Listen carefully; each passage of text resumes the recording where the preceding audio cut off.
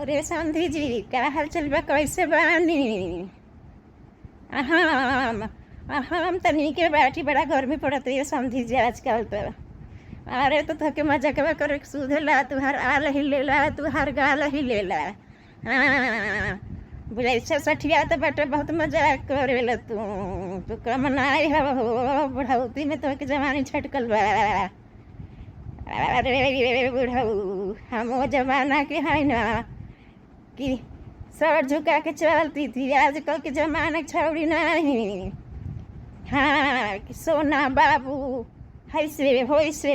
हाँ, अरे तो सुनी, एक दिन हम देखनी एगो लड़की बैठल है आ गहनी तरकारी ले बाजारे जनी, तो देखनी लड़किया के कि बैठल के खाती बा। का नाम है, ढाबा पर खाना। एगो का नाम हम फोन लगा के कहती बा लड़का से, अरे हम 5 स्टार होटल में आए हैं, वेटर सब लगे हैं।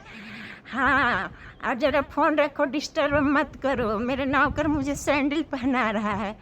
हमने कहा देखो इतना पचबड़ता बनल बाटी जाने।